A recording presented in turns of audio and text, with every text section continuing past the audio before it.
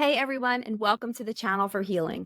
This is the podcast that challenges you to take a look inside, to reveal, heal, and fall in love with all of the pieces of who you are.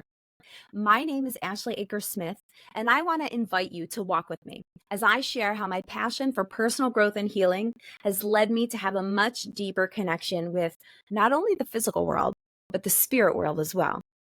I believe that real connection is possible once we actually take the time to understand what it really means to unapologetically emerge in the world as our true, authentic selves.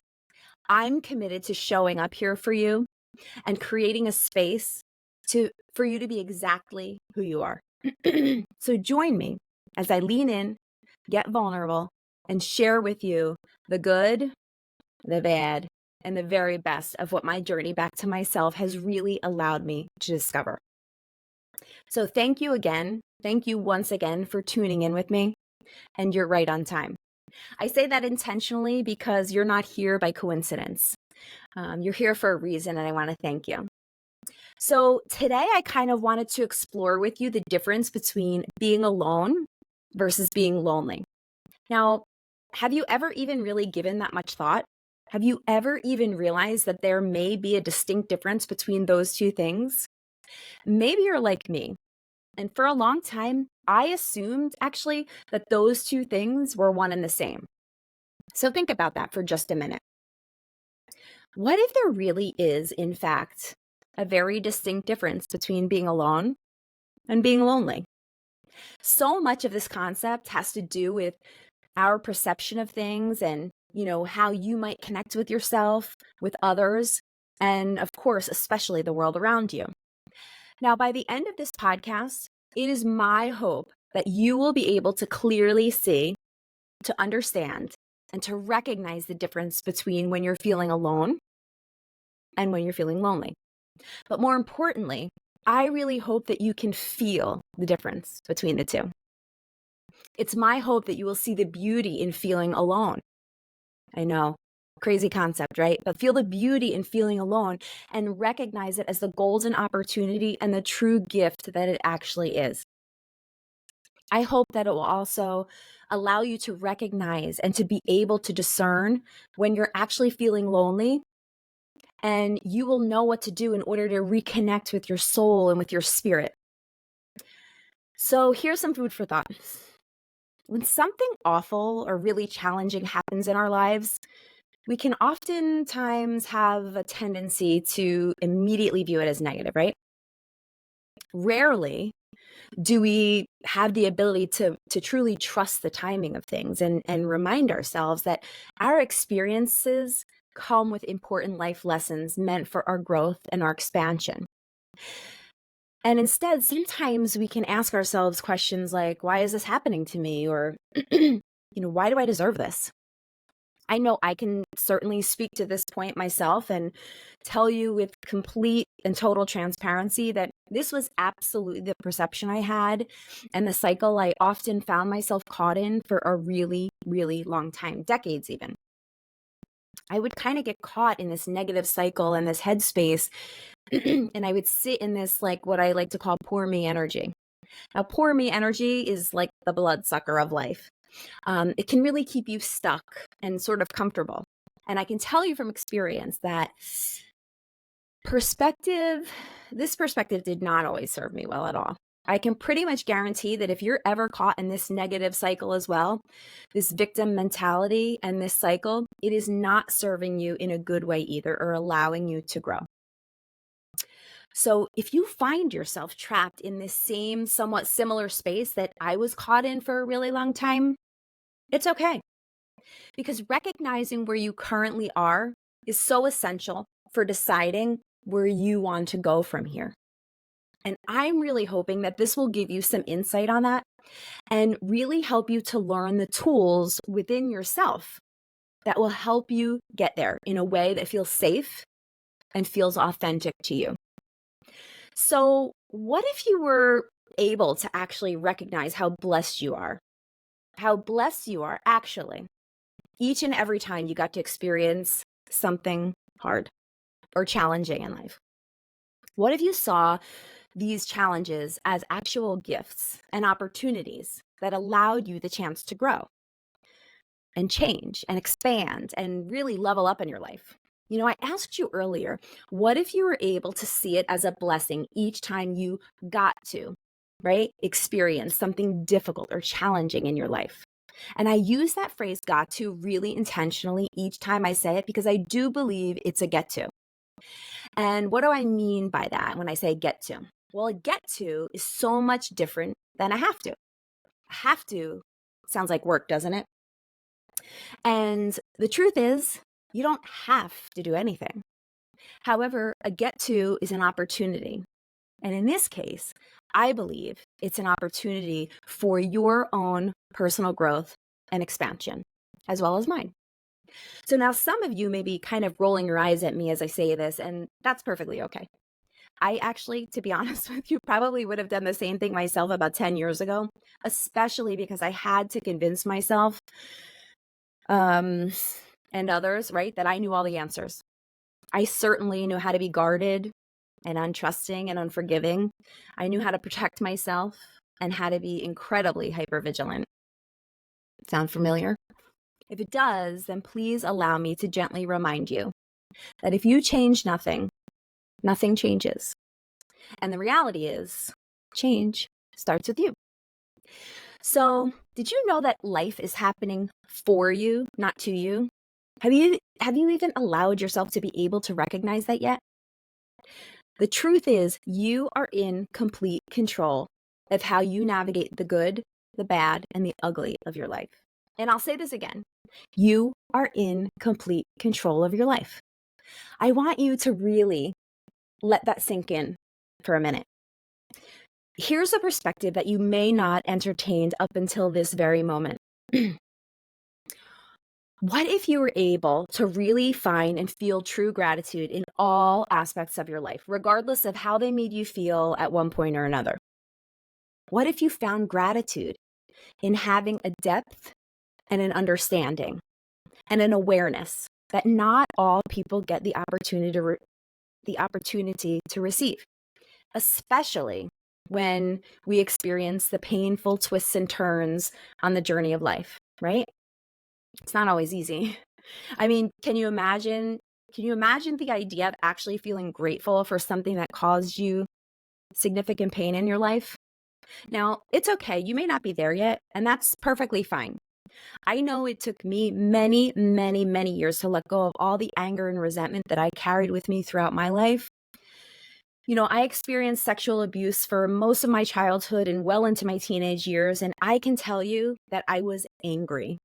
I had a victim mindset, and it really affected literally every single interaction that I had and every single relationship in my entire life.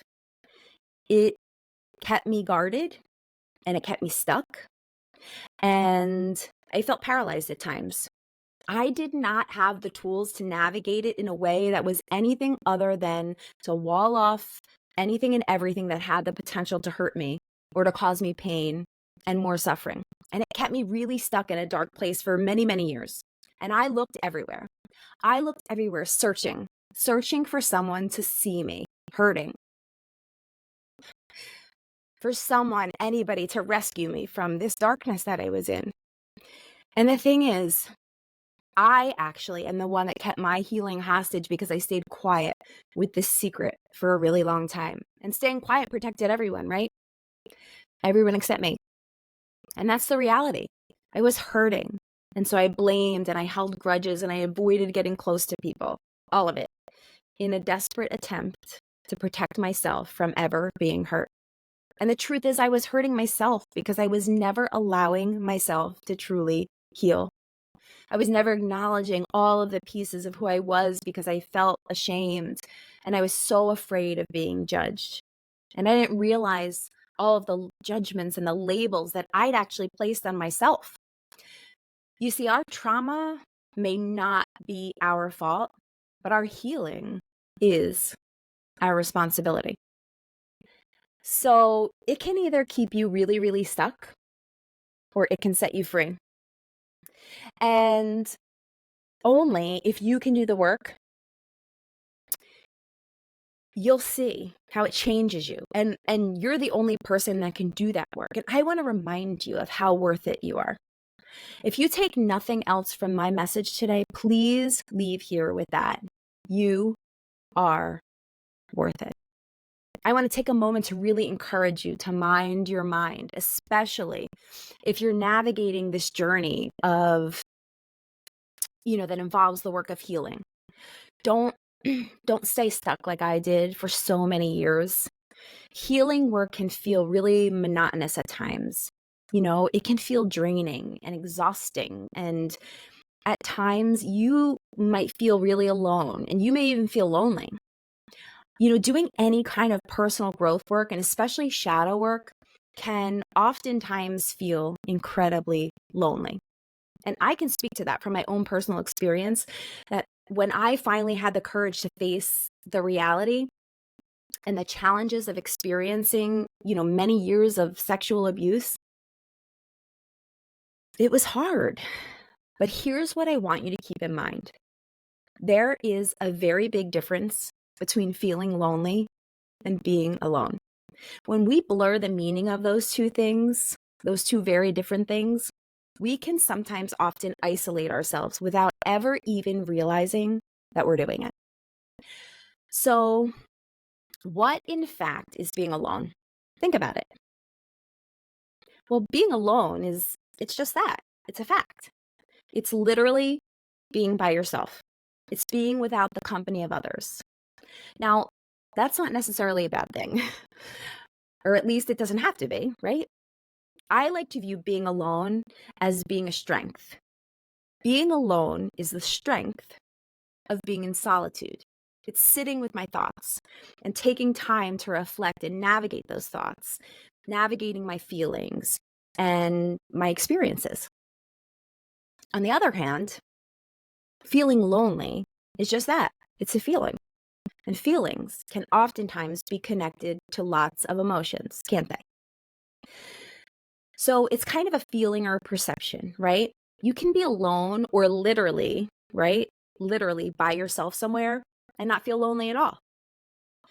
Or maybe you're like me and you really enjoy spending time alone. I love being alone, actually. For me, I kind of like to take that time to recharge and disconnect from others so that I can reconnect and check in with myself and kind of get a pulse on my feelings and the things that I may be navigating in my life at any given moment. So there are times in your life where you can absolutely be alone and not feel lonely at all.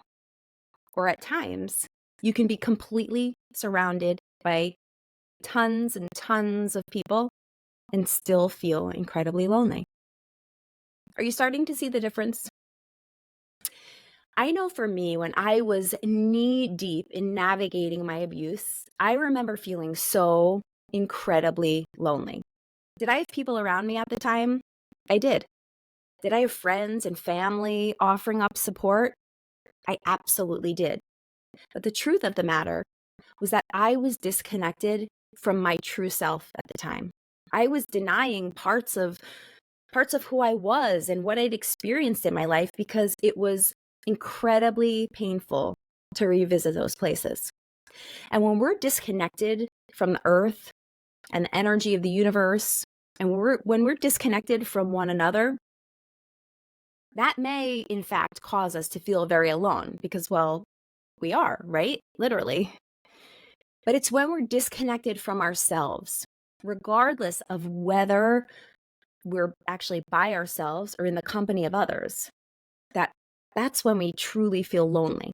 And that is because of a lack of solitude.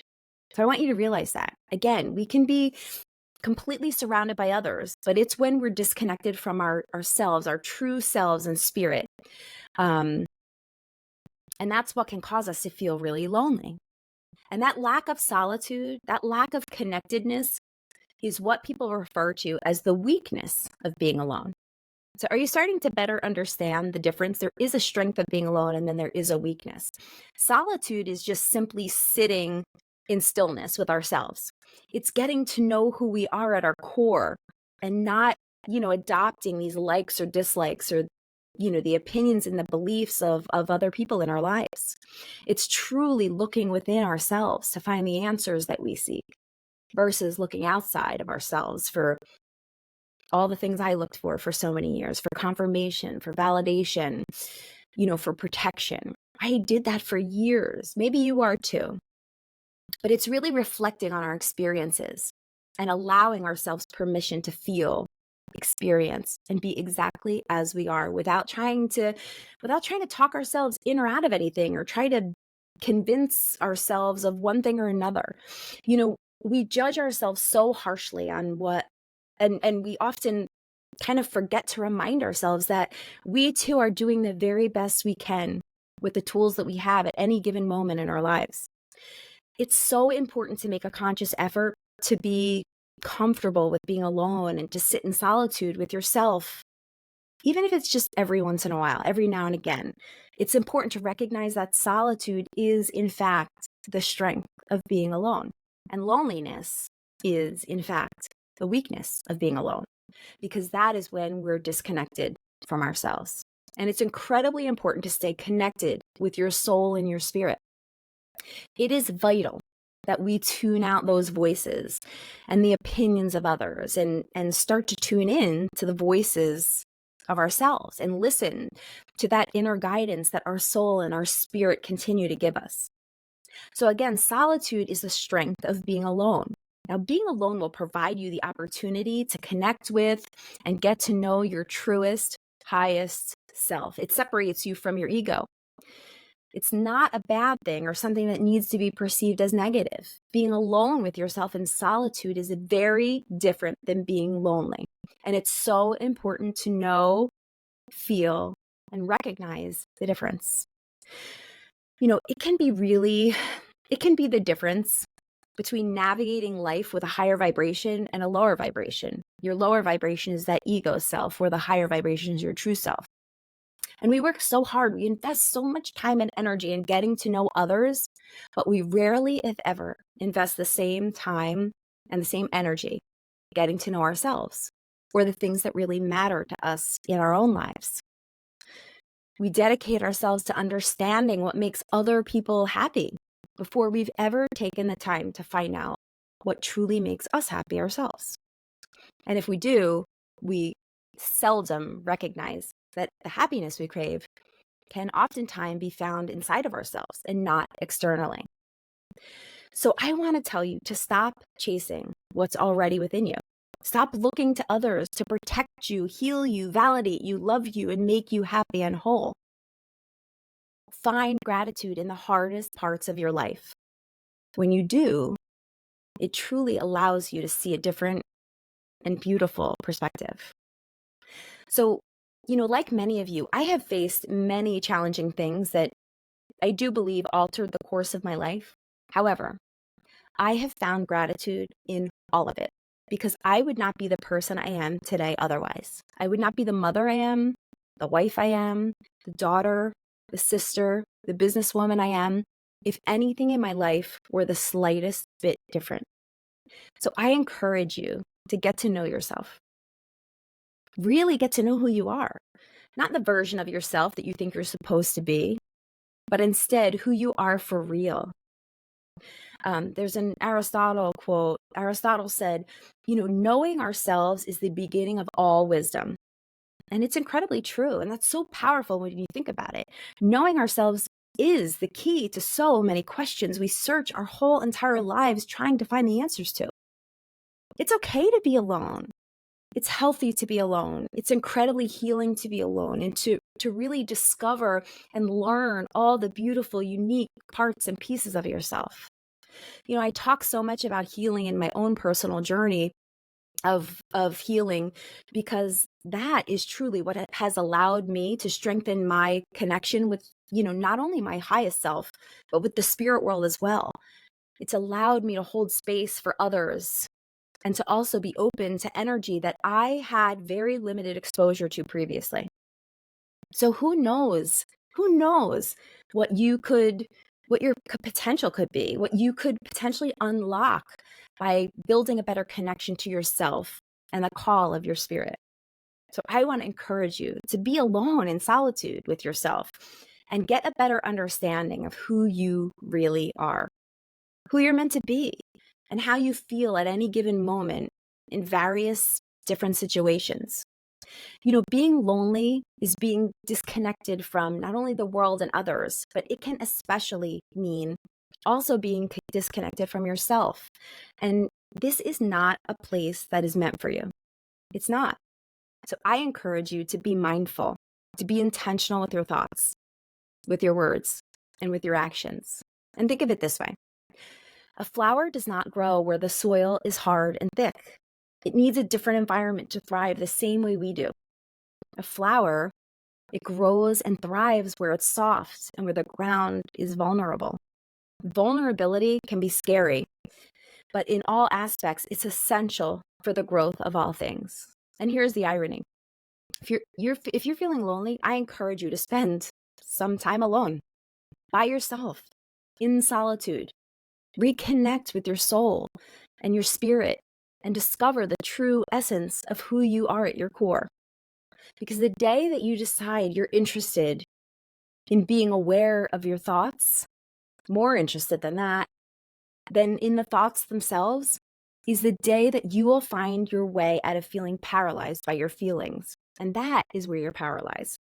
It's the day you find the power in the strength, in the necessary moments of alone time and solitude versus feeling lonely and disconnected from the world, but more importantly, from yourself. And I want to remind you that you are enough. You always have been, and you always will be. You are not here by coincidence. I said that earlier. You are not here by coincidence. You were meant to be in this very place where you are at this very moment. And I'm so happy you're here. So thank you. Thank you for joining me on another soulful episode of the Channel for Healing podcast. I really hope that today's conversation has inspired you to discover, connect with, and maybe even heal the pieces of you that are still waiting to be introduced. So please don't forget to like, share, and comment so that I can continue to deliver the things and the messages that matter most to you. And be sure to hit the subscribe button so that you never miss an episode filled with love, laughter, and enlightenment. Please check out the Channel for Healing on Facebook and Instagram. And there you'll find more inspiration, reels, videos, and head on over to thechannelforhealing.com to learn more about me, more about the services that I offer, how to connect with me, or maybe even how to book with me for a reading or some coaching. You can also check out my weekly blog. I'll have pictures and videos of live readings, and I'm sure some of you have seen some of my most recent 60-second sparks, my clips of 60-second sparks, which will be sure, hopefully, to ignite some added inspiration. So again, thank you for joining me. I appreciate you. I'm grateful for you. And I'm so happy you were here. Until next time, guys. Thank you.